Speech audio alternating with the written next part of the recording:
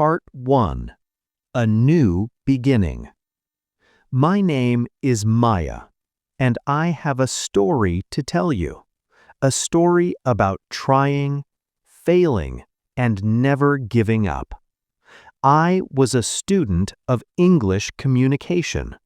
Yes, that was my dream, to understand English, to speak it, to feel it like it was my own language. But when I started, it was not easy at all. One day, I met a girl named Layla.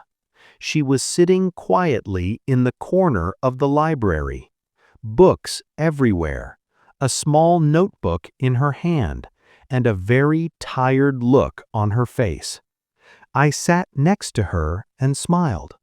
"Hi," I said. "I'm Maya.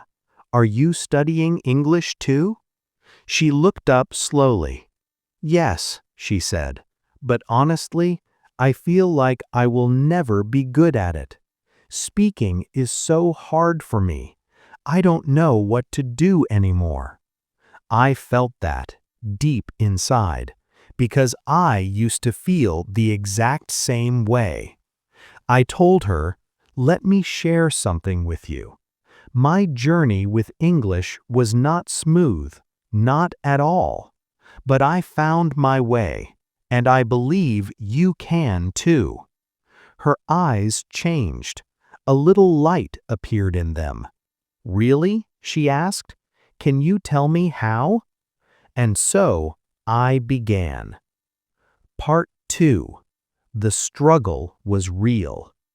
When I first started learning English, I was lost, completely lost. The grammar, confusing. The vocabulary, endless. The pronunciation, impossible, or at least that is what I thought.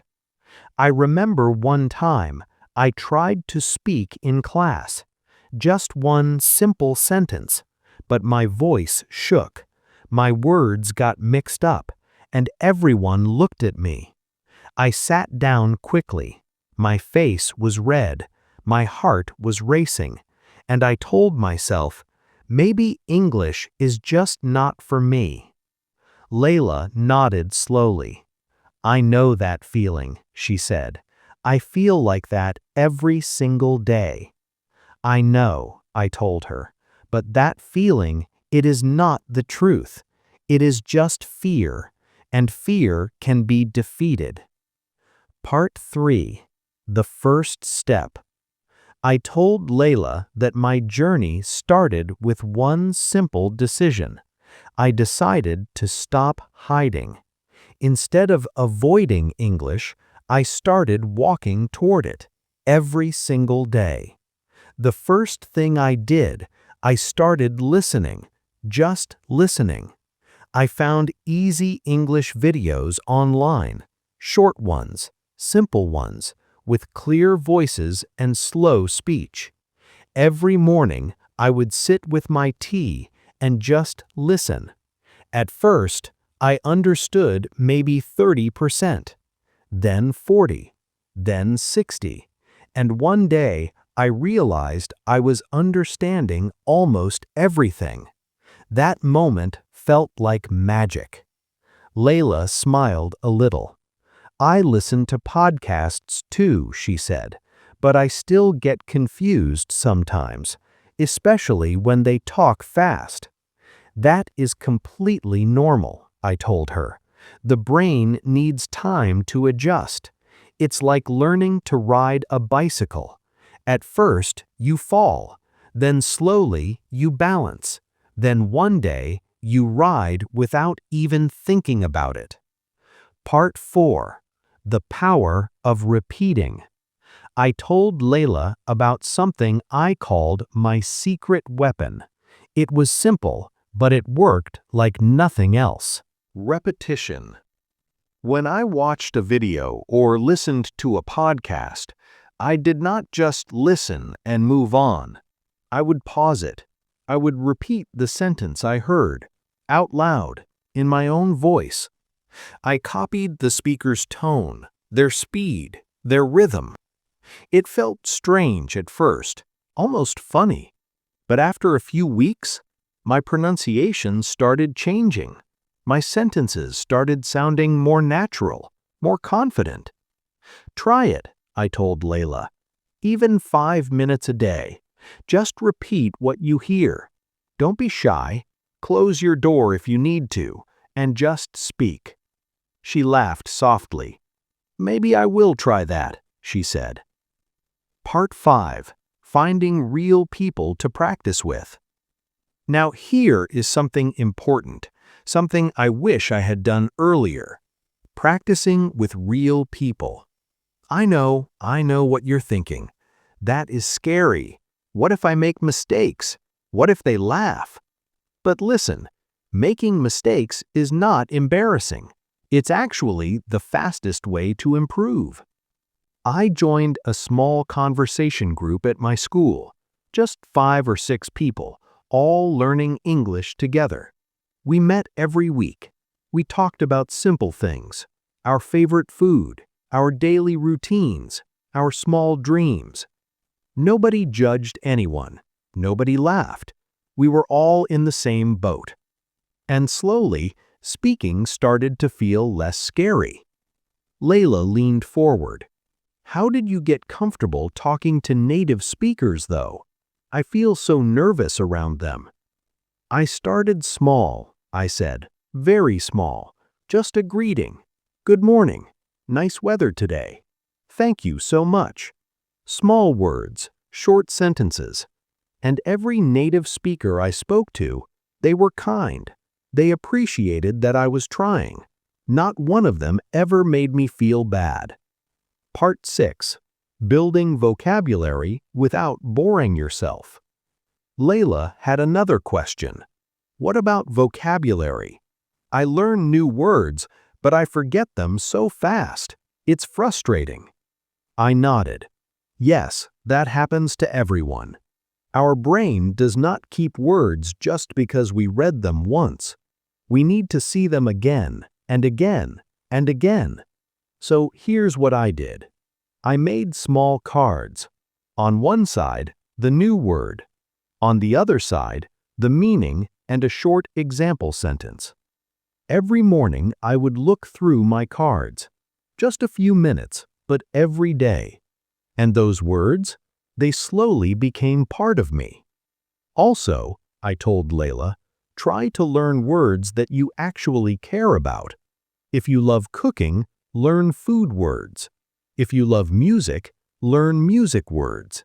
Learning becomes much easier when it's connected to something you love. Layla was writing everything down now, fast, like she didn't want to miss a single word. Part 7. Conquering grammar without giving up. Okay, Layla said, but grammar? It makes my head spin.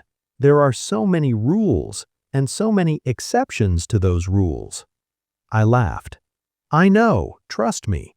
Grammar was my biggest enemy for a long time. But here's the secret I discovered. You do not need to memorize all the rules at once. Pick one rule, just one.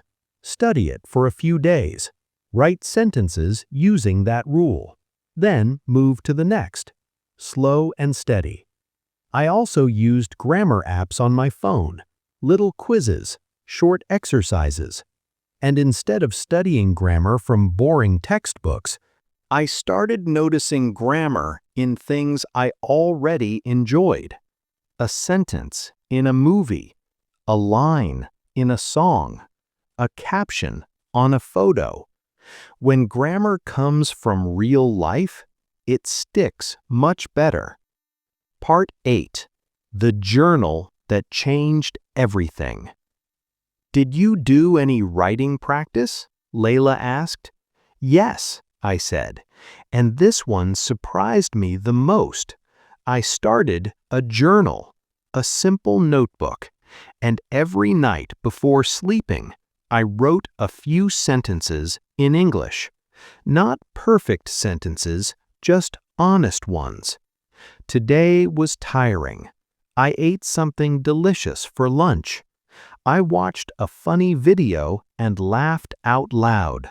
Simple things, real things. And after just a few months, I looked back at my old entries and I could see the difference. My sentences were longer. My grammar was cleaner. My words were richer. I had proof that I was growing. Layla looked at me quietly for a moment. Then she said, "I never thought about it that way, like having evidence of your own progress." "Exactly," I said.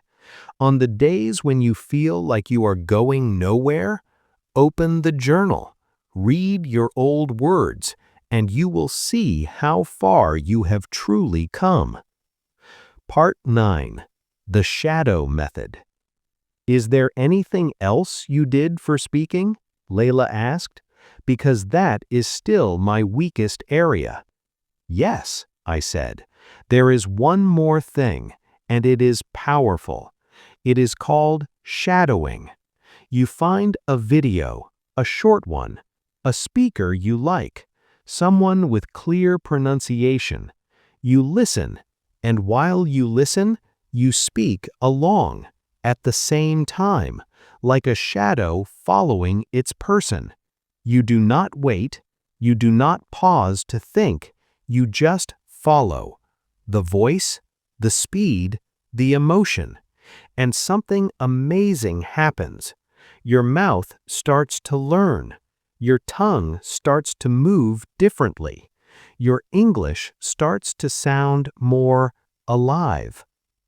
30 minutes a day, I told her. That is all it takes. 30 minutes. And in a few months, you won't believe the change you hear in yourself. Part 11.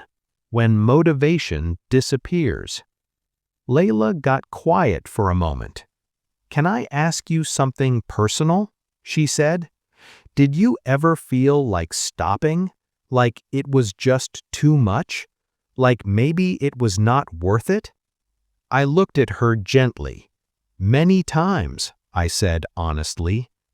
"There were weeks when I studied hard but felt like nothing was improving. I would make the same mistakes again and again. I would forget words I already learned. I would hear a native speaker talk fast and understand nothing. And in those moments, I felt hopeless." Layla nodded slowly. Her eyes were a little wet. "But here's what I learned," I continued. "Progress in language learning is not always visible. Sometimes your brain is working quietly, silently building connections. And then, one day, suddenly it clicks.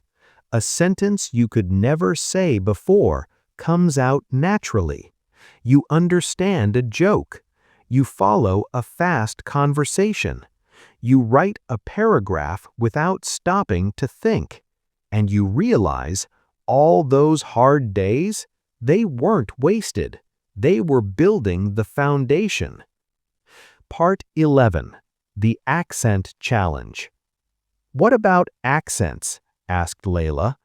"I understand some English speakers fine, but British accents, Australian accents, I get completely lost." "That was me too," I laughed. "When I first heard a British speaker, it was like a different language. But the solution is simple. Exposure. Watch British shows. Listen to Australian podcasts. Follow Canadian creators. The more you hear different accents, the more your ear adjusts. You do not need to speak in any accent. You just need to understand them. And that comes with time and listening." Part 12. Reading as a Superpower. "I also want to improve my reading," Lila said. "Sometimes I read something and I understand each word, but not the full meaning." "That is a very common experience," I told her. "And the solution is something called active reading. Do not just move your eyes across the page, engage with it. After every paragraph, stop and ask yourself, what was this paragraph about? What did I just learn? If you can answer in your own words, you understood it. If you cannot, read it again.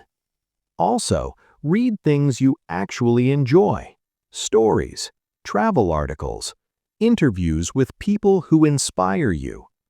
Reading should not feel like homework. It should feel like a conversation between you and the writer. Part 13. Words that will stay with you. As we talked, the afternoon turned into evening. The library got quiet. The lights grew soft. And I looked at Lila. She seemed different now, a little lighter, a little brighter.